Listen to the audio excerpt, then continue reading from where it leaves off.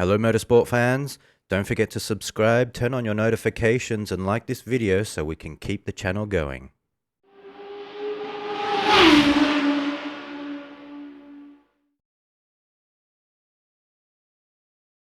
Good morning, Bill O'Brien from BlackArts Racing. How are you doing today? Okay, I'm here in Hong Kong. It's a pretty nice day. Oh, that's good. We going into summer in Hong Kong? Yeah. It's getting hotter here right now. It's not that hot. I mean, I miss Malaysia actually. I miss the heat in Malaysia. Well, you can take it. You can take it. This week I haven't been able to chill out on my balcony. It's just the sun is so piercing, very, very hot. Uh, it's been a few years. I think the last time we saw each other must have been towards the end of 2019 at the final race at Sepang. We haven't been able to travel for a while. But yeah, I haven't had a team owner on the podcast yet, so thanks for coming along. Um, I wanted to talk to you about a number of things, but I mean, let's start from the start, which is usually good for the beginning of things. I remember it was the start of 2015. All of a sudden, this new team arrived on the scene in Asian motorsport. It was the Asia Formula Renault Championship, and it was BlackArts Racing, your team. In your very first season in 2015, you exploded on the scene and you won, I think it was 12 all of the races, and your champion, Dan Wells, won, I think, 10 out of the 12 races. And in your very first season in Asia Formula Renault, you were team champion and driver champion. Now, what got you you're a businessman based in Hong Kong. What got you interested in motorsport, and how did you go about setting up Black Arts Racing? So the story of Black Arts Racing really is very simple. Um, when I was a kid, I raced. I mean, the each one of the partners in Black Arts Racing has been racing for years. I was a kid. I started racing go karts. I raced on dirt. I raced illegally on illegal racetracks. I raced on ice. I raced sports cars. I raced touring cars. Um, but that was before university and before graduate school and before a whole bunch of stuff. And then maybe about 12, 13 years ago, I had some money and decided, it's time to get back to racing. Bought a race car, raced it for a while, bought another race car, raced it for a while, won a bunch of track championships in Zhuhai. And then at the same time, one of my future partners in Black Art Racing, Thomas Ludi, was also racing Formula Renault. And Thomas and I would see each other at the track and we would talk. Thomas is a consultant. Nowadays at Bain, I'm a consultant working with private equity firms on logistics acquisitions. So Thomas and I, started talking about business, but also about racing. We sort of made a decision in 2012, 2013, that we were going to form a race team, that we were going to start to buy some race cars. We decided initially to focus on Asia Le Mans, but then a few things happened. Thomas broke his neck in a racing accident in Zhuhai at the end of the season in 2014. So this sort of put us on hold for forming the race team. Certainly, we wouldn't buy any race cars. When Thomas recovered, we made a decision that we'd focus on Formula cars, and we bought some brand new Formula Renaults. We took over a relatively poorly run race team based in Zhuhai, a team called Track Torque, which was struggling. We took them over, but we injected a lot of money in race cars and infrastructure and hiring some good coaches. And the objective of BlackArts Racing from the start was to develop young drivers, both young drivers in Asia and young drivers in Europe who wouldn't have a chance really didn't have the money to race in Europe. I mean, our background really is, I mean, I didn't have the money to continue racing when I was a kid. You know, Thomas got to the point where he was a hotshot consultant before he had the money he could continue racing. I was the CEO of a business before I could continue racing. So we wanted to actually help develop young kids, drivers both in Asia and also drivers in Europe who could come to Asia and actually race for less money than what they could do in Europe. We won the Formula Renault Championship every year that we raced in it. Wow. Uh, so our focus was really on Formula cars from the very start. I continue to race my Caterham. I continue to race in endurance races. I raced in David's TCR Asia series for a couple of years. I was probably one of the most entertaining drivers for sure, if you ask David.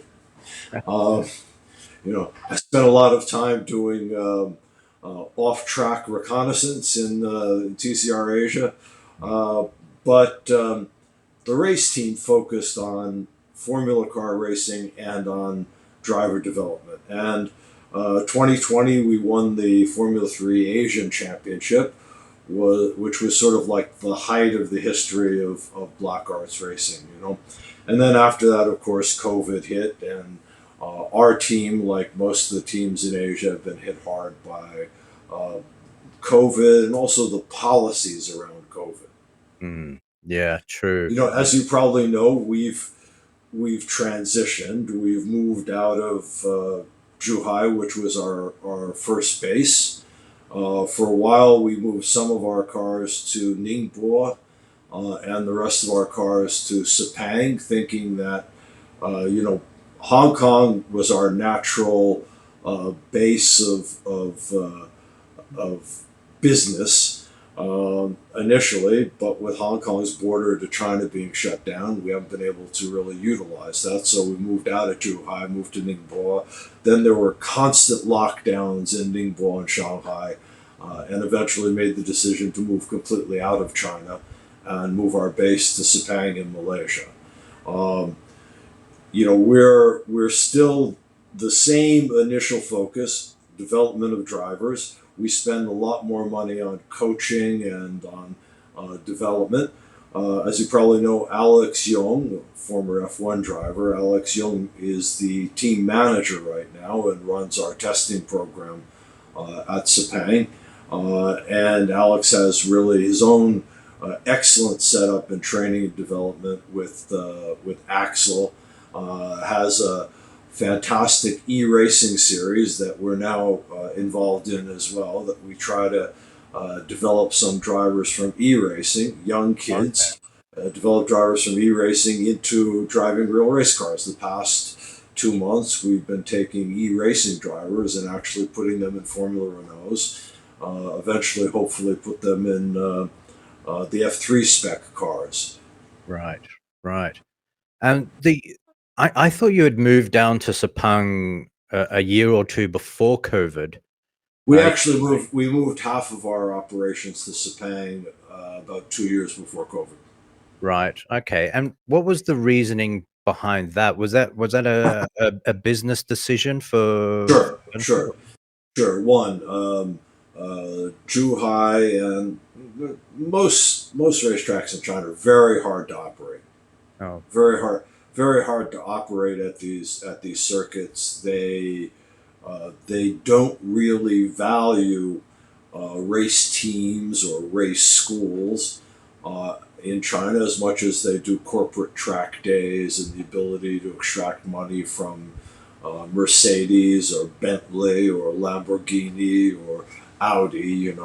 So it becomes more difficult for race teams to survive in China. Um, so we made a decision to move the operations, mainly the operations in Zhuhai, with the exception of F4. We moved the operations into Sepang. Also, because F3 was racing in Sepang and in Thailand at that time, it made it logistically easier, you know. So yeah, it was a business move based on the revenue, but also based on the cost of operating. Okay, so I didn't I've only had when it comes to China, I've only had the experiences of going to the big race weekends, to cover the big series there, and I haven't had that in-depth experience of working with the Chinese in I mean, you were running an everyday business at the Zhuhai racetrack there. Uh, do you think because pre-COVID, China was a very important part of Asia and Asian motorsport because there were, 3 circuits that were being used in most of the Asian regional series there. Uh, was it but it was still very hard for sponsors and even race promoters to crack into Asia and do a proper good job of it. Uh, would you say that the China motorsport industry was, well, run completely different to the rest of Asia? Well, actually, one of the things I would say about racing in China, I think when we raced F4 in China, F4 is obviously is an FIA backed race series, you know, and my time, the organizer of F4 in China, is very professional. F4 was a relatively well run race series, okay, Yeah, compared to local race series run by, let's say, Zhuhai or GIC in Guangdong province or even Shanghai. Ningbo is a little bit better because Ningbo is actually owned by Geely, and you know the organization that runs China 4 is also associated with Geely.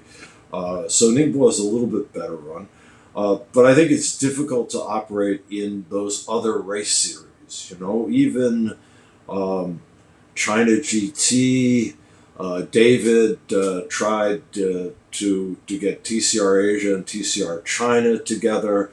mm, Um, it's more difficult to operate in China for sure. The race circuits are run um, with really a focus on both politics and really corporate sort of profits, you know. And I think it's a harsh environment for race teams. You know, it's a harsh environment, and for a race team that's sort of an international race team. I mean, we're trying to be Asia wide, and we bring international drivers into Asia, and we bring Asian drivers to race internationally.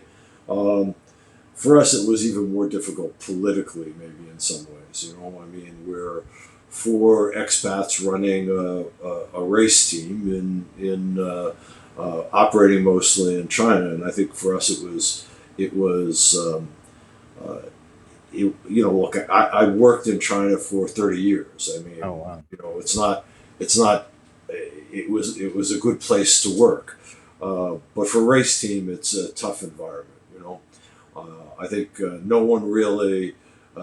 There's an idea that race teams are the font of money. You know that somehow we have money to burn, and that's the way we're treated at these race circuits. You know, Right. Sepang is a little bit different. Sepang is better in some ways. You know, they understand that the race teams have to survive.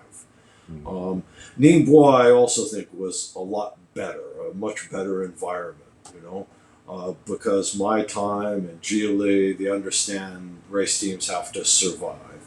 But Shanghai, Zhuhai, GIC, it's a different ballgame, man. It's a different ballgame.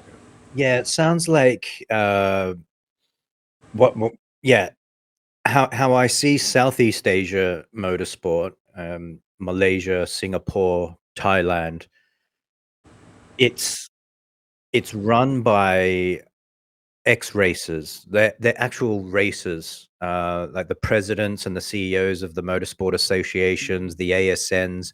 These are, well, some of them are still racing, but they've got the racing mentality. But it sounds like China was more of the corporate business Yeah, versus you know, I not. mean, there are really good race series run in China. You know, so for example, F4 is really a decent race series now. Unfortunately, um, especially over the past 2.5, 3 years, there's not a lot of competition. There's not a high competitive level in F4 China. You know, Right.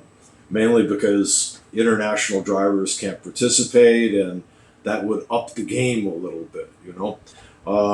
But I think China Touring Car Championship is a really well run championship. The CAF, the Chinese Motorsport Organization, is a very well run motorsport organization, right? Mm. But you know what happens is China Touring Car Championship ends up being dominated by manufacturers. The manufacturers are always looking for political advantage. You know, I mean, that kind of stuff. You don't really see um, at that level in Sepang or in Thailand, or you know, you don't really see that playing out in that kind of way. So that makes it difficult for race teams that are racing in those series as well. You know, if they're not sponsored by a big manufacturer, they're going to have difficult times. Now, there are examples of people who have been able to navigate that and do very well. You know, and I think the real, as was said in your last interview, um, you know, we've had really good competition in some of these series in Asia. You know, the old F3 Asia, which is now Formula Regional Asia Championship, has produced, you know, a small handful of F3 and F2 drivers, international uh, drivers, right? One of them, and pretty soon, maybe two or three of them, are in F1. Yeah. You know, so those series actually have high level of competition. They're well run. China F4 has the potential to be like that. Um, Certainly, Southeast Asia F4 had the potential to be like that. The real problem all around is one, you know, right now the situation in China is it's not open.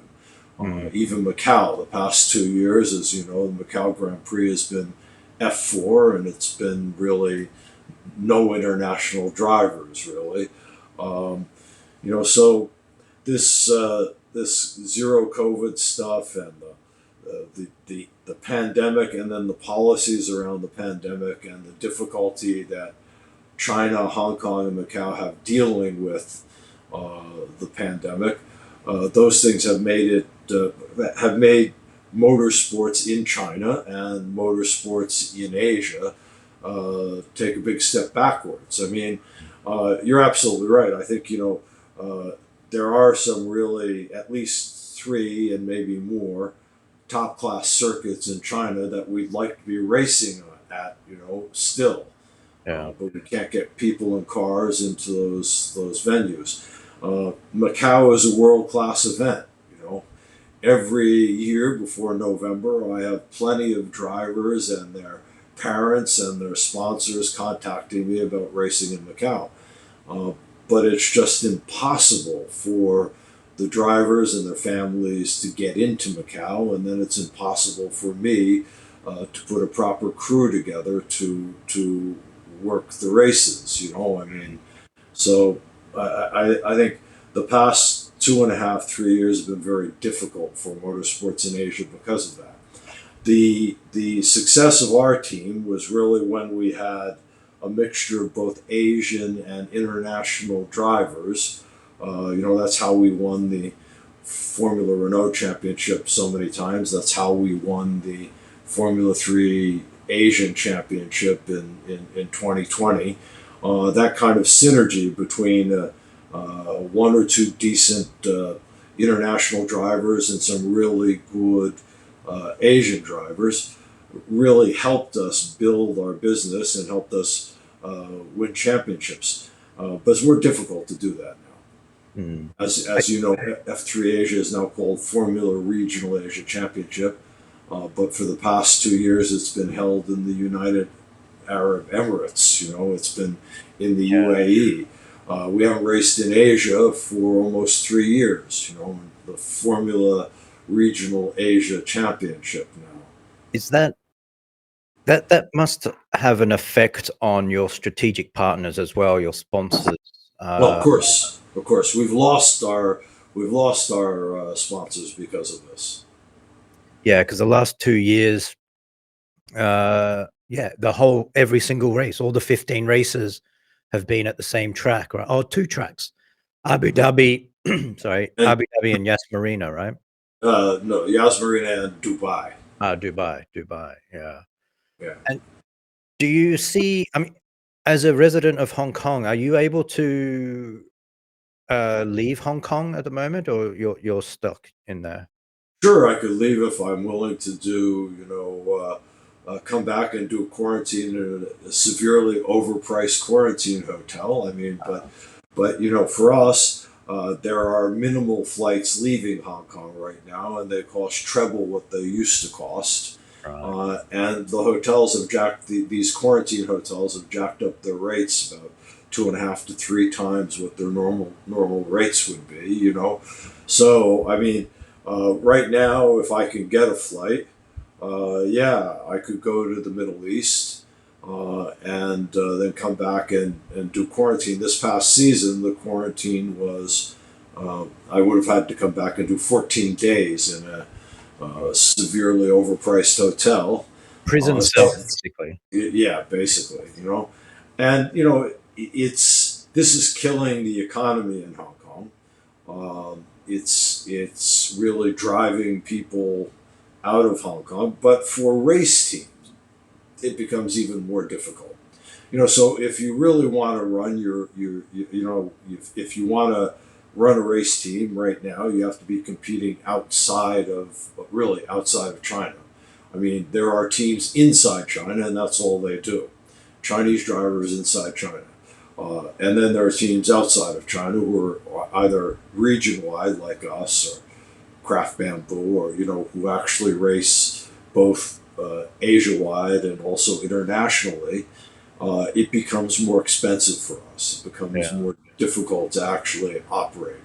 I could tell you the past 2 years in the Formula 3 Asian Championship and now the Formula Regional Asia Championship, we haven't made any. I mean, we haven't made any money. We're lucky to break even, mainly because the costs have ratcheted up so much, and because the drivers don't have more money than they had before. Sponsors certainly are spending less money than they spent before. Hmm. In our case, our sponsors are gone. So the impact of the pandemic, yes, but also the impact of some of the policies around the pandemic have made it really difficult to operate. It's always been easy to get sponsors for Macau Grand Prix. Yeah. So if we were able to field teams in the Macau Grand Prix, it would be easier to get sponsors for a full year. But if the only drivers eligible to race in Macau Grand Prix are China or Macau or somewhat Hong Kong based drivers, then it's much more difficult to get the kind of sponsorship and also to put together the kind of team that we're used to having. Believe me, I've turned down some really good international drivers because we couldn't put together for the Macau Grand Prix, we couldn't put together a team that we wanted to put together, Right. mainly because of the rules and regulations around this.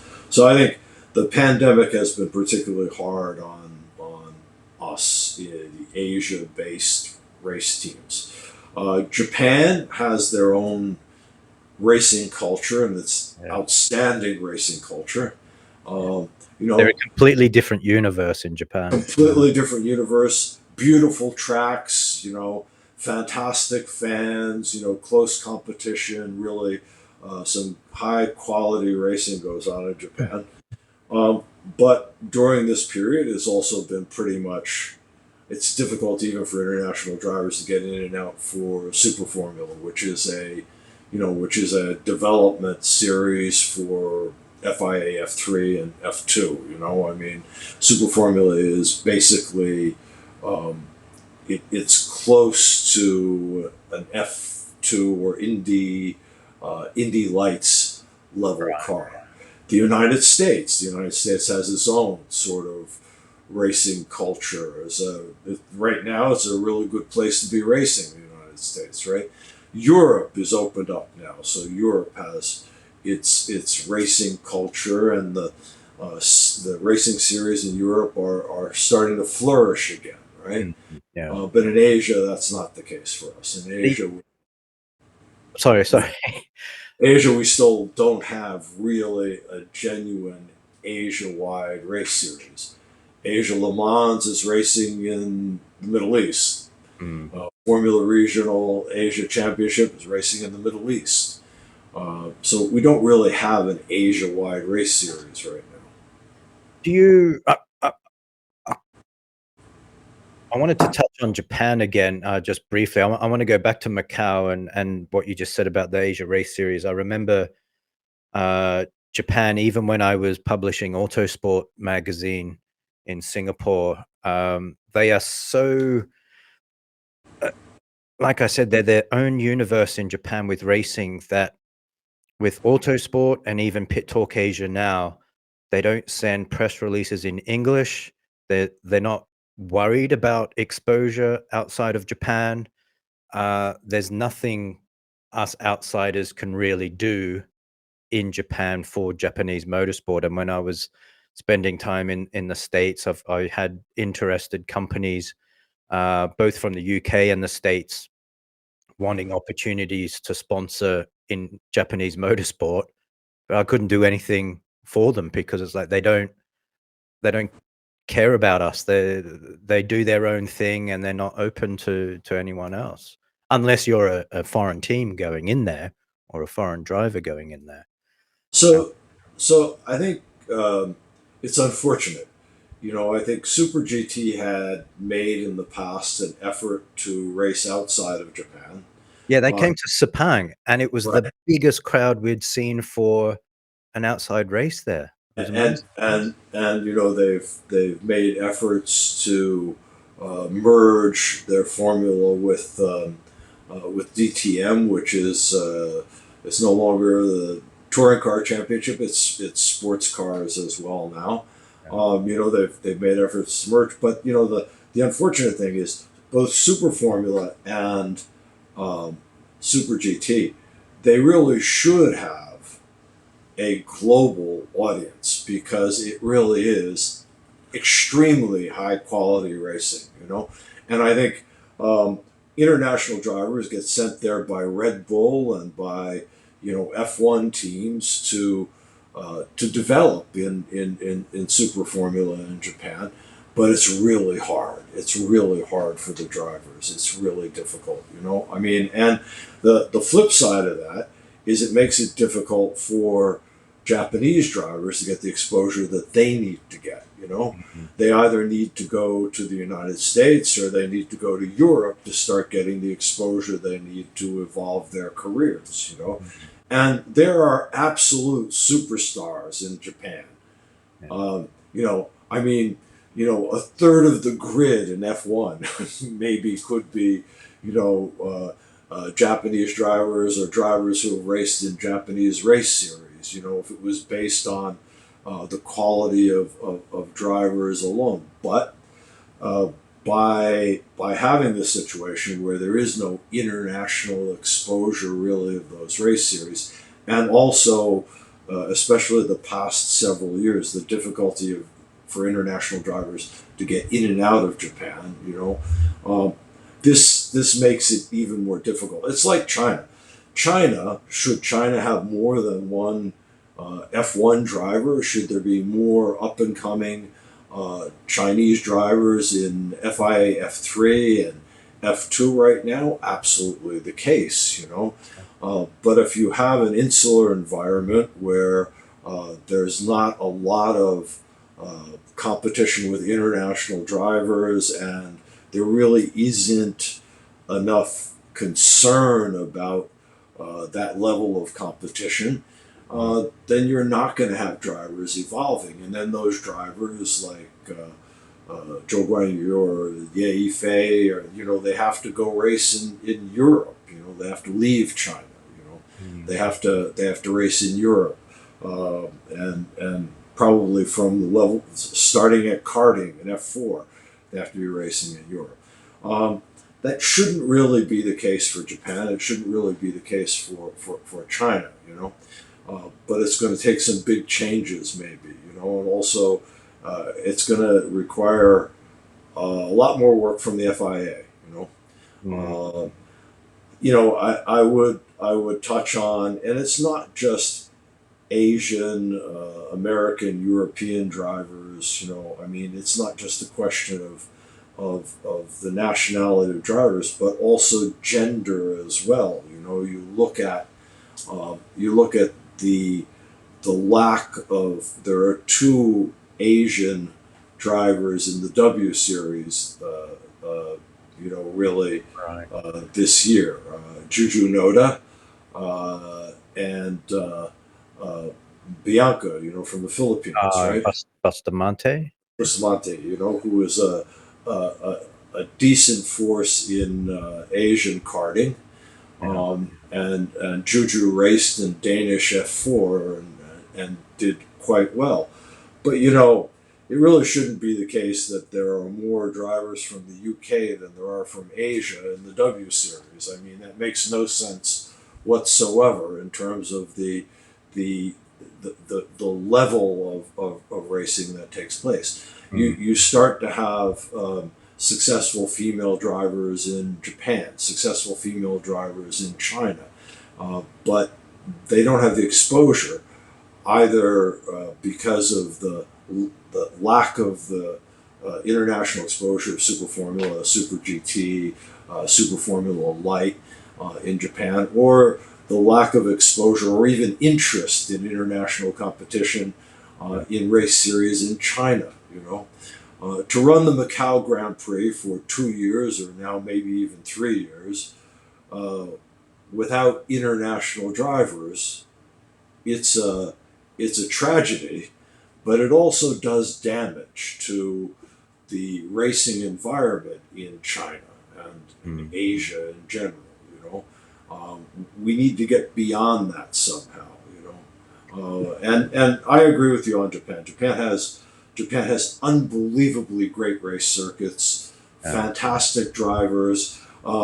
The formulas that they've developed for Super GT, Super Formula Light, Super Formula provide much closer racing than F3, F2, and F1. Right.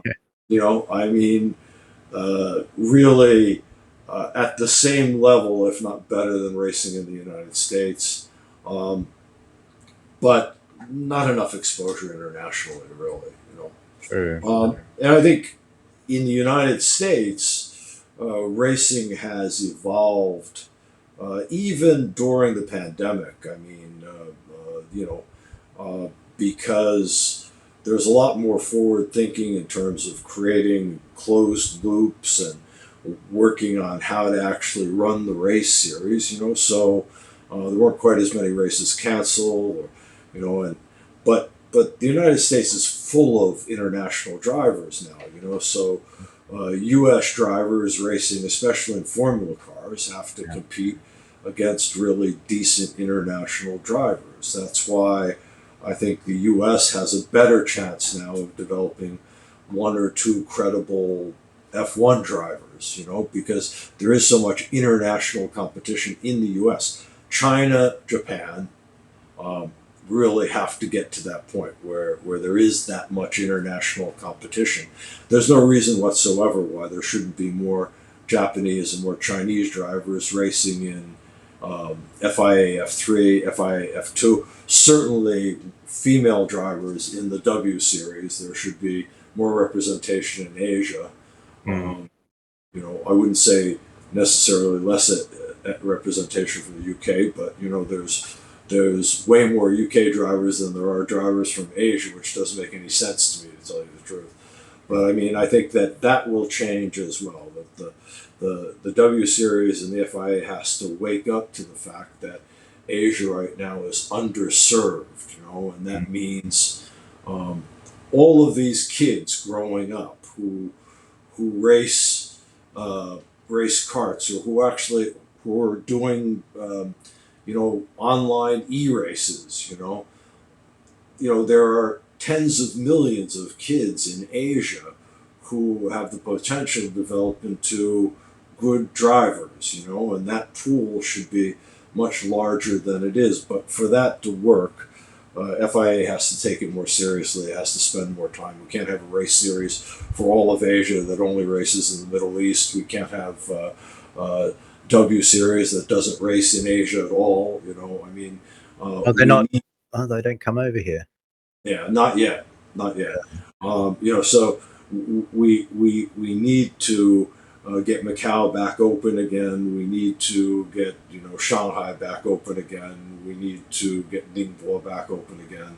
But more importantly, you need what we tried to do, which is international and Asian drivers together competing, sharing data, working on the same team, working with both international and Asian coaches, who are the highest level of coaches and engineers available, right? That was the key to our success in Formula Car racing, and we need to get back to that. Mm. But if we're only racing in the UAE, it's hard for me to get Asian drivers, Yeah. and the Asian teams, frankly, I mean, there's Mumbai Falcons, which we can consider an Asian team, but Okay. their Yeah. stuff is run by Prema, Oh, right. Oh, an Italian team. yeah. There are basically, we're the only Asian team. There have been one or two Asian drivers this past season, one of whom is my partner, and he's actually Swiss, but he lives in Shanghai and is a Hong Kong resident. So I mean, um, we that shouldn't be the case. Formula Regional Asia Championship, at least a third of the drivers should be from Asia. They should be. We should be using that as a platform to develop Asian drivers. We had in the 21 season, we had Zhou Guanyu, so we had a Chinese driver, and we had Jahan Dhruvala, an Indian driver. So that was a little bit better. But as I said, I think at least a third, if not half, of the Formula Regional Asia Championship field should be Asian drivers. Mm. But is anyone doing anything about it here? Is there any in terms of communicating with the FIA? Is there any lobbying being done? I know that Davide was under immense pressure during COVID to keep Formula 3 going, and I think, well, the reason why the whole season for the past 2 years was raced in the UAE was because of COVID, and Malaysia was closed, and Thailand was closed, and China was closed. But do you see, well, going back to the drivers, you've got your own driver academy, and you're doing what you can. BlackArts is doing what they can, but is there any dialogue, lobbying directly to the FIA to bring the Sure, Asian there. issues? Sure. Some of these race teams are raising this at that level. I believe Top Speed themselves, and Top Speed they do an excellent job of running this race series. Yeah. An excellent job. Um, I would say Top Speed themselves would like to eventually get the series back in Asia, but I could tell you definitively, we have campaigned amongst the teams, we have campaigned for moving the race series back to Asia in 2023 without any success, because most of the teams are European teams, and most of the teams would rather have it in the Middle East. Oh, You know, so really? I think 2023, it looks like the series will still be in the UAE, Oh, unless the FIA does something about it. But I think also Davide himself would like to see the series back in Asia. So it's a question now of, we're the only real uh, Asia run team right. left in the championship. I mean, Absolute is gone. There was a Hong Kong based team, there was a Japan based team. They're all gone. Mumbai Falcons is run by Prema. The Abu Dhabi Racing is an Abu Dhabi team, is a Middle East team, um, and I think also part of the issue for the FIA should be, look, maybe there's Formula 4 UAE, right, which is a fantastic series, Mm, which is a really important series for the development of young drivers. It runs over the winter, as does our Formula Regional Asia Championship. yeah. But I think at some point the FIA also has to question: uh, is it also possible that there could be a Formula Regional UAE? I mean, should there definitely should be a Formula Regional series that serves Asia, and maybe also Formula Regional Middle East. I mean, there needs to be, or maybe Middle East and Africa. Uh, to develop drivers globally, you need the presence of these series in those regions, in at those race circuits. We need to be back in Thailand. We need to be back racing in Sepang. We need to be back racing in Ningbo. We need to be back racing in Japan. Yeah. For it to be a real Asian championship, we need to be back in those places, and we need to have Asian drivers racing in those race series. And not just Asian drivers who have spent 6 or 7 years of their life racing in Europe, but Yeah. Asian drivers who are racing in race series in Japan, in China, in Malaysia, in Thailand. Um, the TCR Asia series was really pretty successful, getting a lot of Asian drivers, Yeah. plus some international drivers. The level of competition was actually quite good. I was able to view that, usually from the back of the field, but I mean the competition the competition was quite good. But the we need to get back to that. Mm, For both kids who are in e-racing now, and there's a huge audience in Asia for e-racing, and we've been testing kids in Formula Renaults in Sepang, e-racing champions. We've been right. testing them. We had a professional e-racing driver who raced with us in the Formula Regional Asia Series as Yeah. well. Did a halfway decent job. Um, that's a real pathway nowadays. Mm, Karting, if you want to send a kid from Singapore or Malaysia or Japan or Thailand, you want to send them to Europe to do karting. It costs more than it costs to race Formula Regional Asia Championship. it's ridiculous. I mean, so there's a huge audience, and we're not talking about Indonesia yet. Mm, We're not talking about Vietnam yet. We're not talking about Philippines yet, where parents and sponsors can't really afford to send someone to race karts in Europe for 300,000 US dollars. I mean, yeah. so e-racing becomes a much more accessible kind of platform. Uh, but the bridge between e-racing and development on the track in a real race car needs to be managed. It needs to be managed properly, and that also means that teams like ours need to be able to survive. Yeah. It also means that those race series uh, China F4, Southeast Asia F4, Formula Regional Asia Championship. And we haven't even talked about Formula Renault. We should talk about that in a second. That those series need to be able to survive, right? For those kids to be able to have an affordable channel, at least a semi-affordable channel, to Mm. move from e-racing and um, maybe some local karting to really testing in race cars and Yeah. developing the discipline, the skill sets that are required to actually be a top level race car driver. But the lull that we're experiencing in Asia, it's got to be temporary. We know it's temporary, and as you said, some of the bigger teams like Absolute are have pulled out.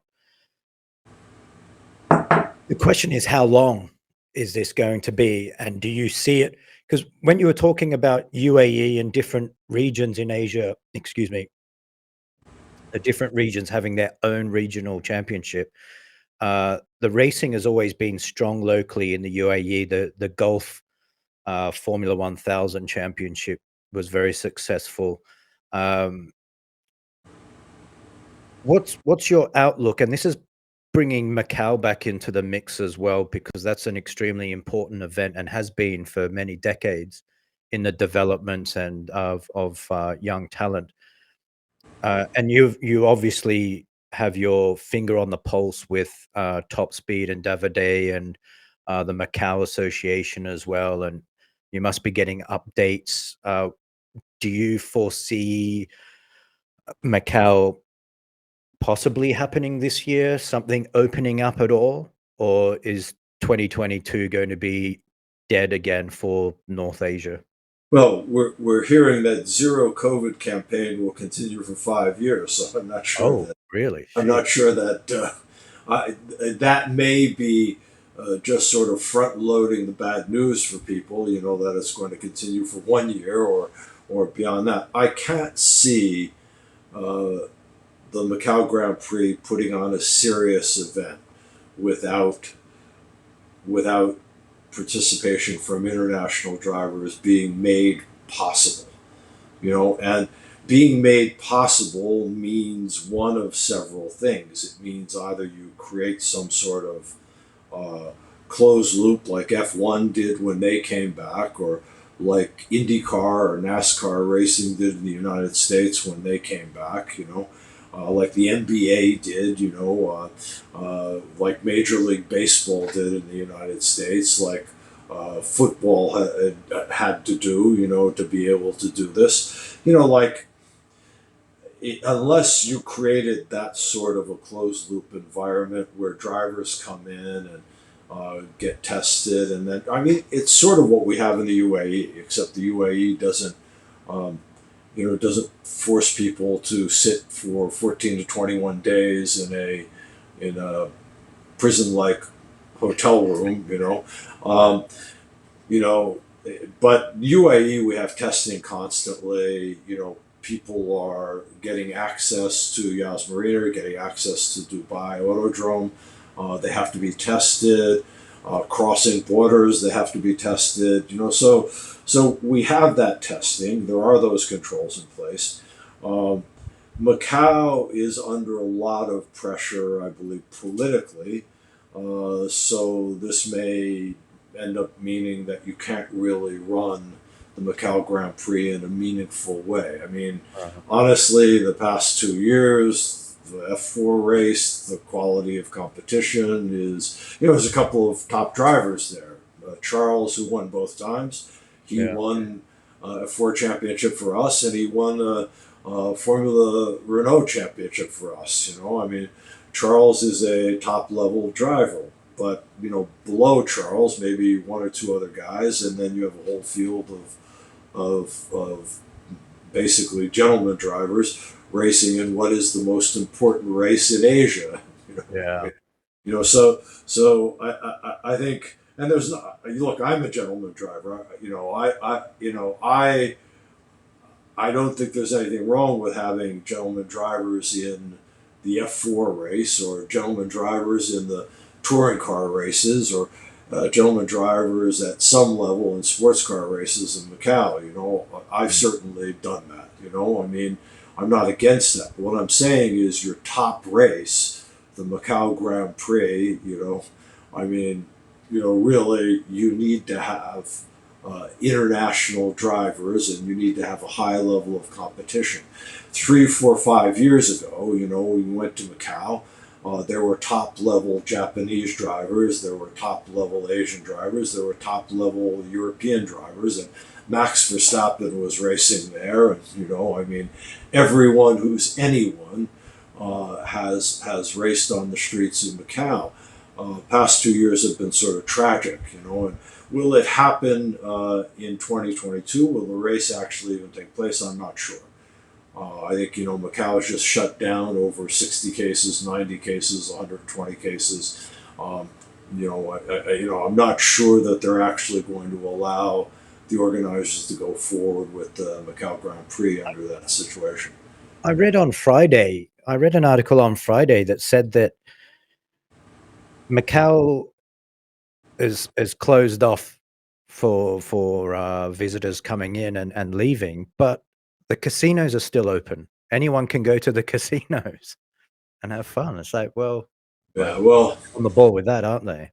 I guess COVID doesn't go to casinos. Maybe I don't know. I'm not Yeah, sure. money cleanses the virus Yeah, away. COVID goes to cinemas and restaurants, but doesn't go to doesn't go to casinos. I don't know.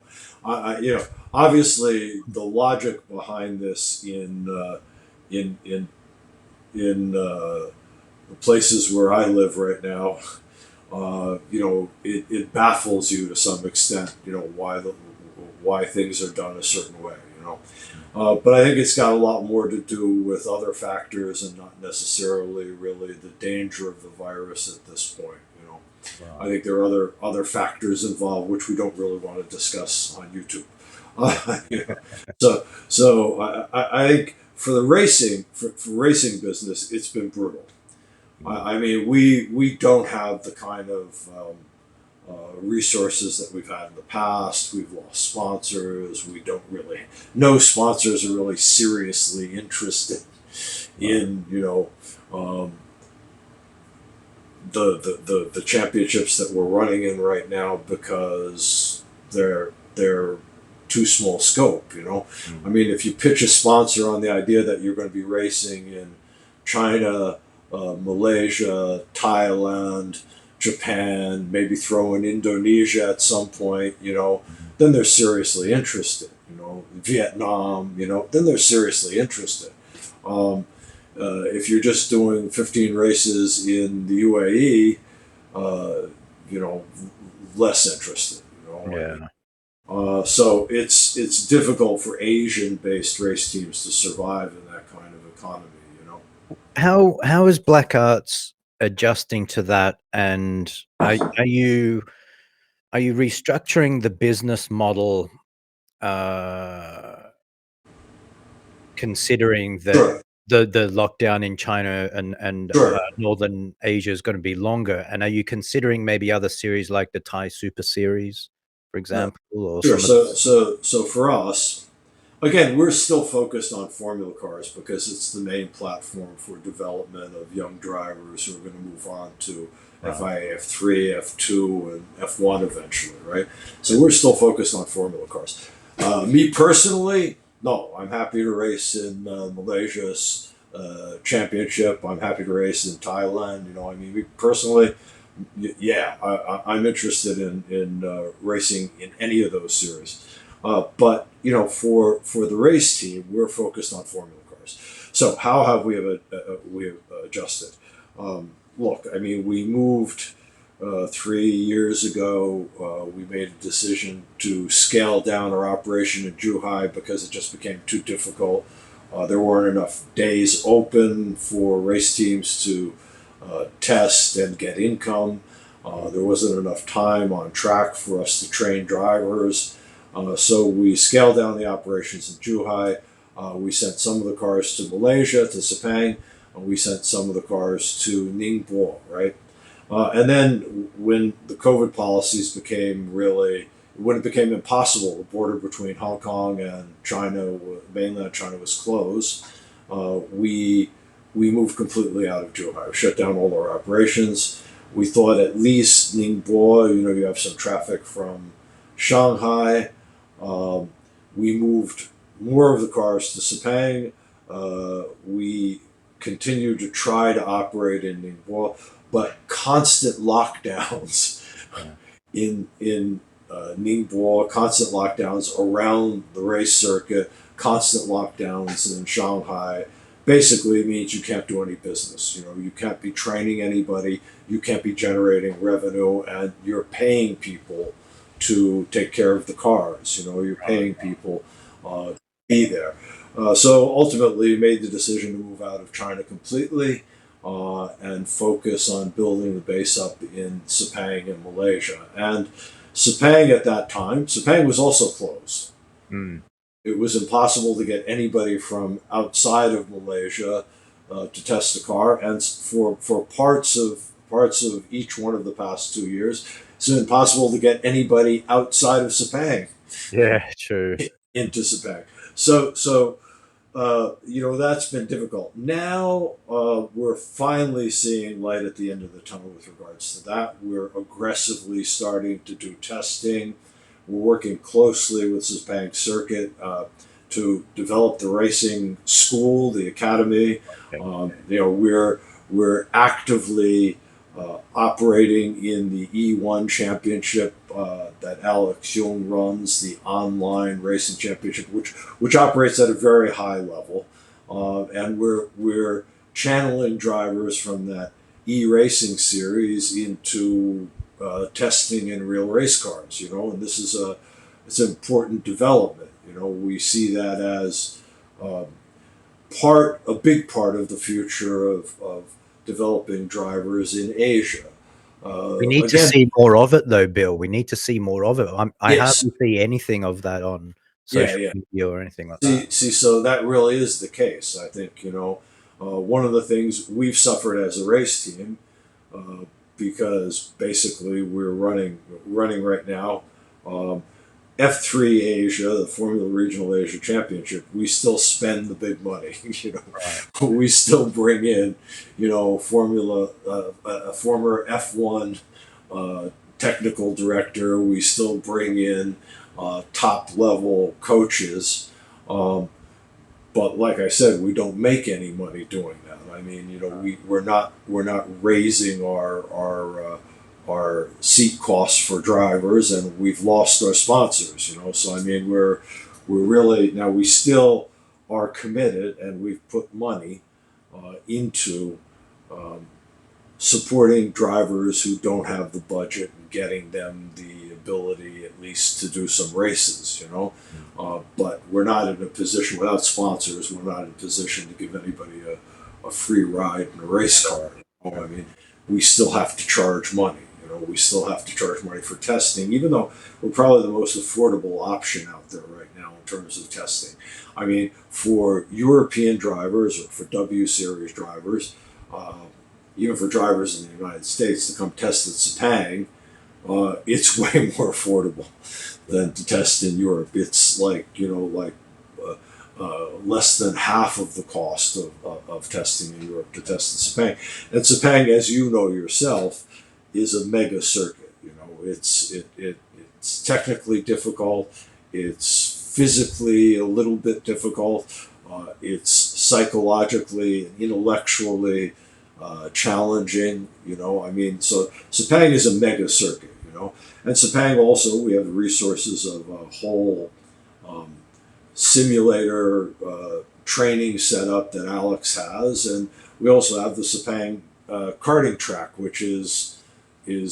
probably one of the best karting tracks in the world. I mean, so we've got resources in Sepang. We want to make that our base, for the future, and also we do want to move into Thailand. We also want to. One of our partners is a Vietnamese American, so we also want to tap into Vietnam drivers being able to come to Sepang to actually train Right. in the race school. So we're really well set up right now from that perspective. We just need one to get back to an environment where we can actually attract sponsors, and two, get into a situation where we have, as I said, both international and Asian drivers on the team racing together.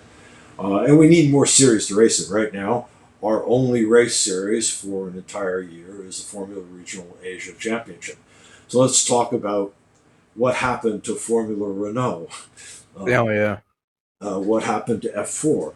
What happened to F4 clearly We're is talking about the China or Peter Thompson's I'm talking history. about both.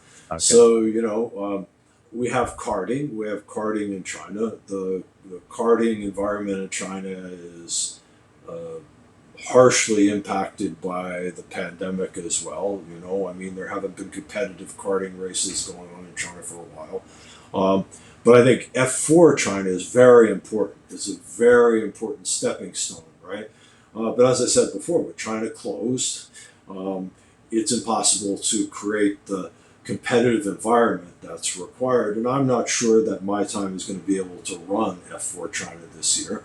I'm not sure Peter is going to be able to run F4 Southeast Asia, which is really unfortunate because F4 Southeast Asia had a good package available and had good young drivers coming from Europe and also from Asia. So it was kind of on the right track in terms of the mix that you have to have.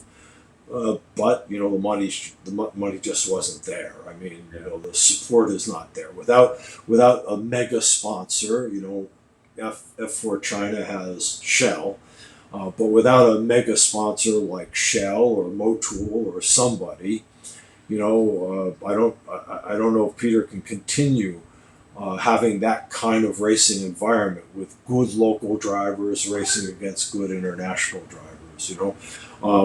Then we go to what was the most important development series in Asia for a period of time, which was um, the Formula Renault Asian Yeah. Championship, which has disappeared. And the reason it's disappeared, obviously, is because Renault, now Alpine, made the decision that they're going to run a F3 level series, the Formula Regional series, but that was already taken up by Top Speed in Yeah. Asia.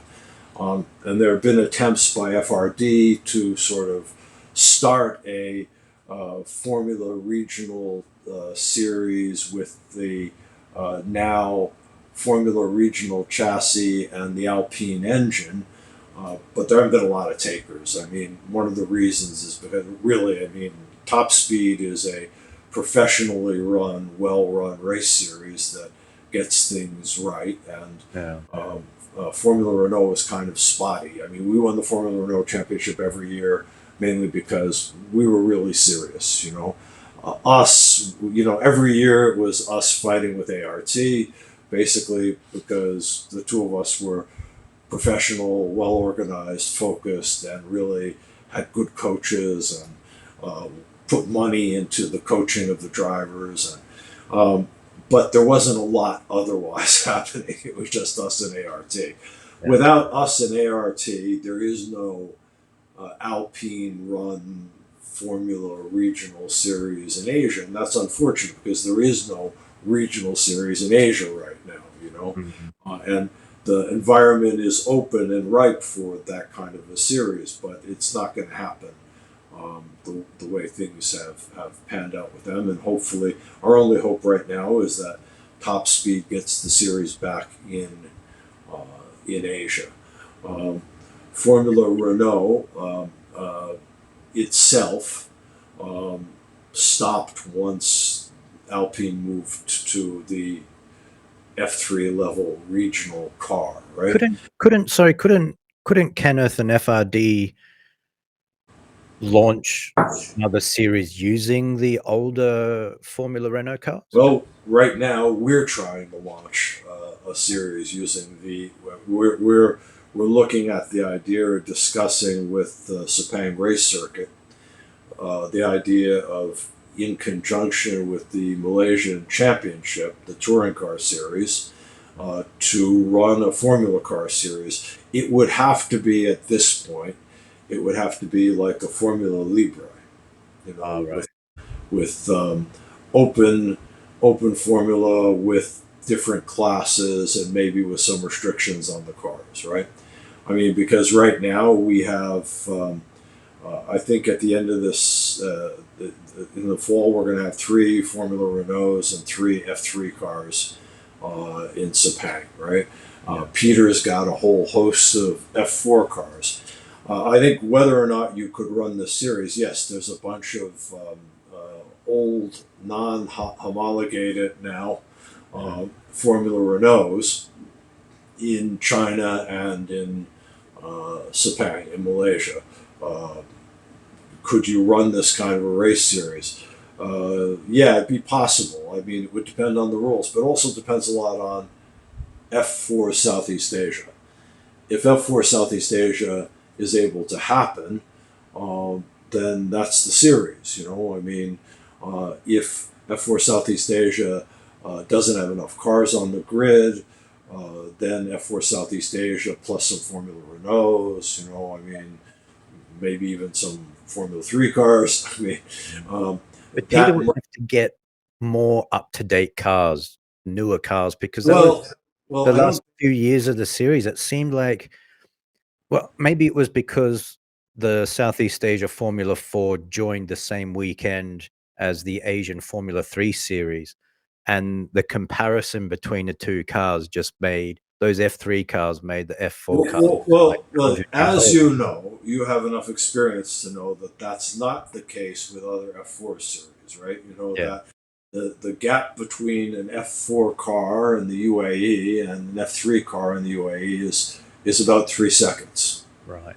not 14 seconds, about 3 seconds.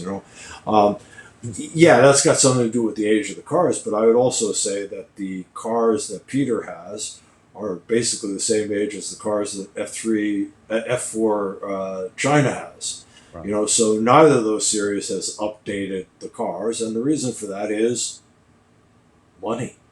You know, Without a sponsor who's willing to put out really significant money, an organizer like Peter, or organizer even like my time that has the backing of Geely, they want to sort of keep the older cars as long as possible because it makes it more affordable for the drivers, right? I mean, the only solution to that is a big sponsor coming forward. Maybe, I don't know, Hycom, Petronas. I mean, someone in you So let's talk about another issue in Asia, which is MotoGP Mhm. versus Formula Car racing in Asia.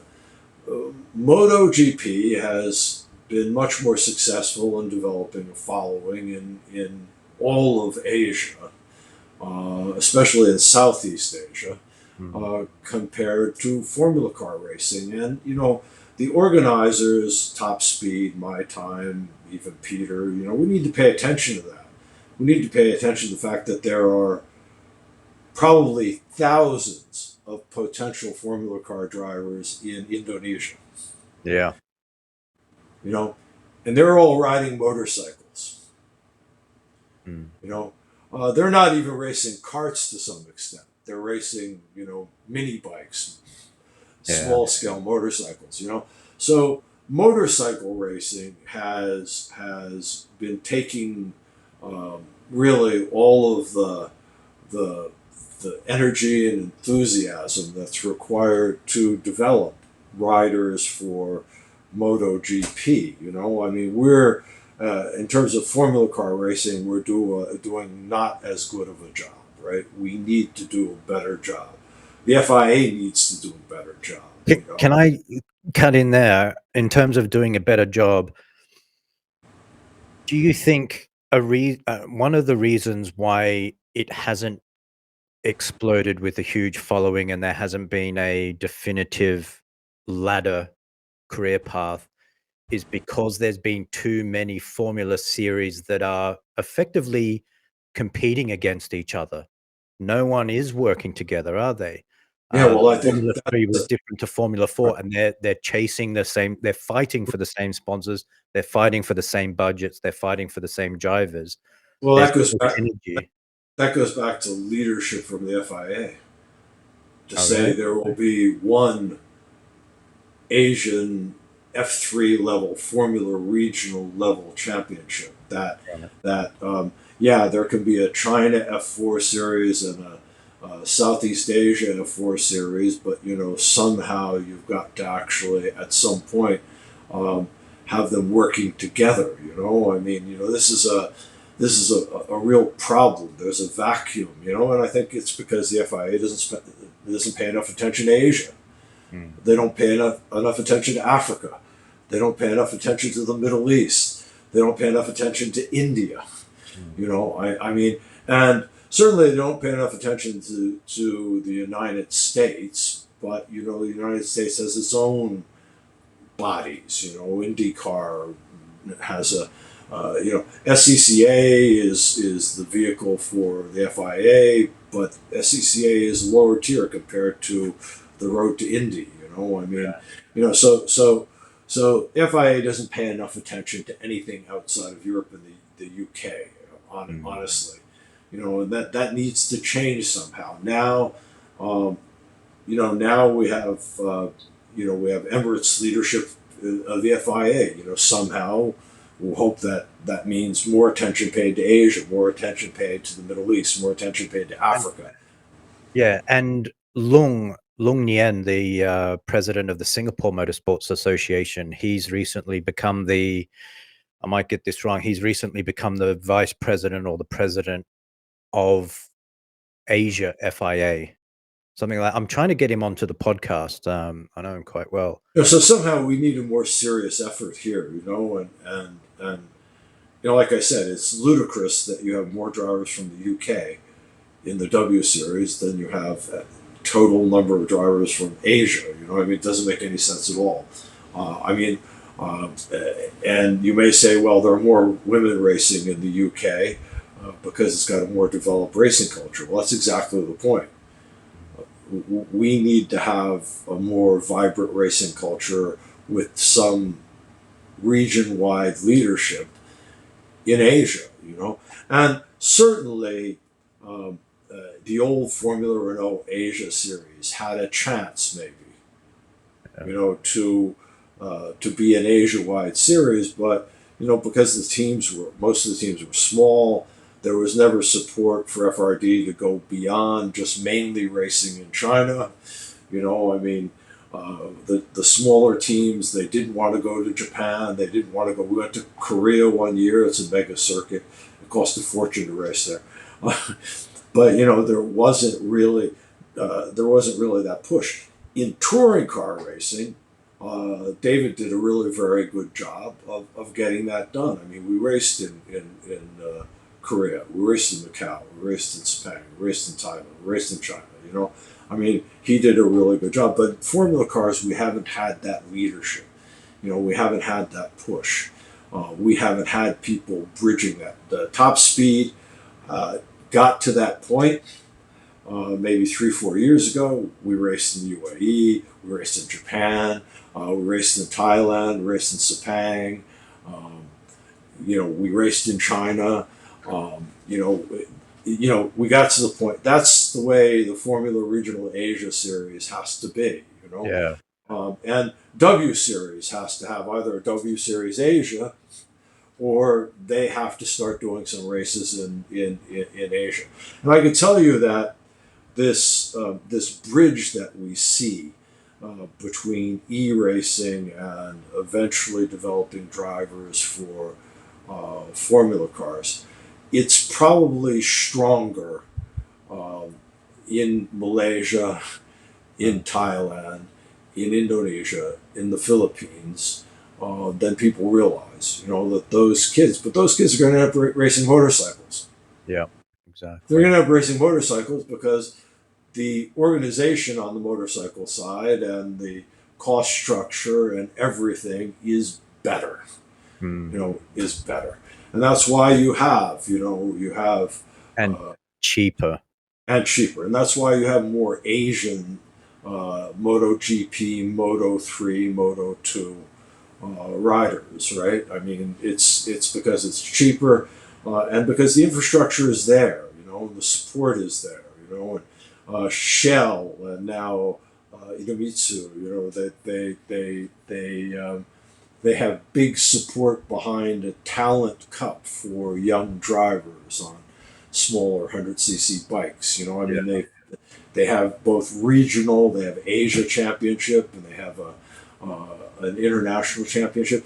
These sort of things we need to have for Formula Car racing if we're going to actually uh, tap into the market that's really there, the interest that's there amongst young people uh, to race. Otherwise the motorcycles are going to get them.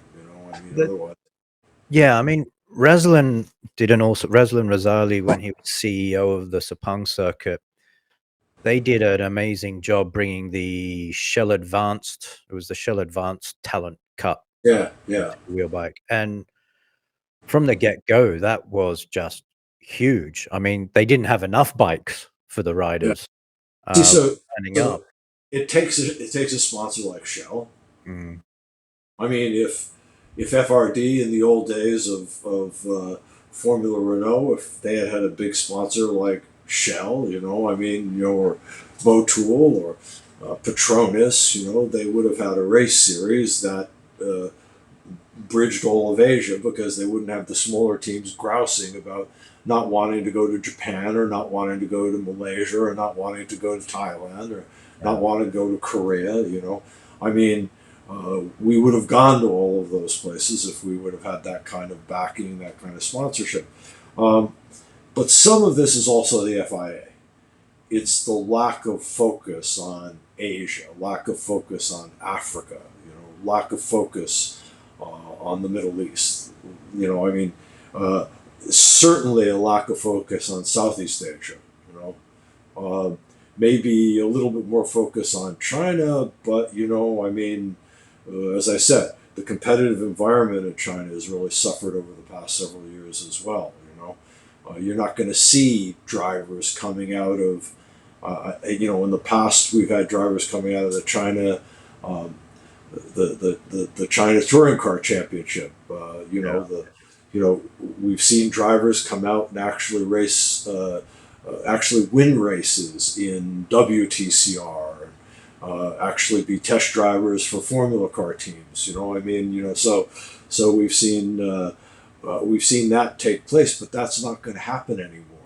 If Maybe, sorry, I was just thinking now, maybe it would be worth me doing a roundtable uh, online podcast and get half a dozen of the top promoters and ASN representatives in Asia onto the one podcast to for sure, that would be actually the FIA should be doing it. The yeah. FIA should be bringing these guys together to talk about how this can be fixed. Because for us, I mean, we survive now as a race team only through our will and determination. You know, certainly, with less partners, um, and with less will and determination, we wouldn't be here anymore either. I mean, it's hard to survive right now as a race team in Asia because this doesn't really Mm. happen. Yeah, you got race teams in China, which are China-based race teams and race series in China. I mean, but they're not bringing international competition into China or to Southeast Asia or to Europe Mm. as well. So you asked me at the beginning, what do we want to do for the future?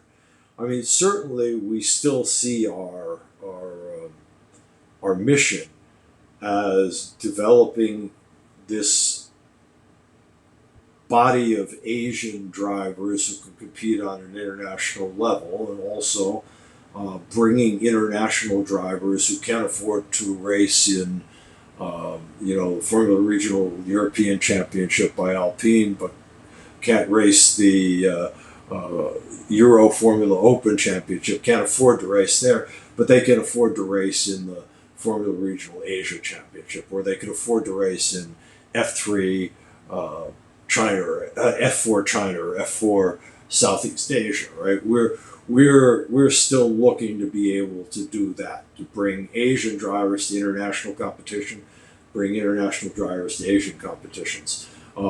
That's still our focus and our goal.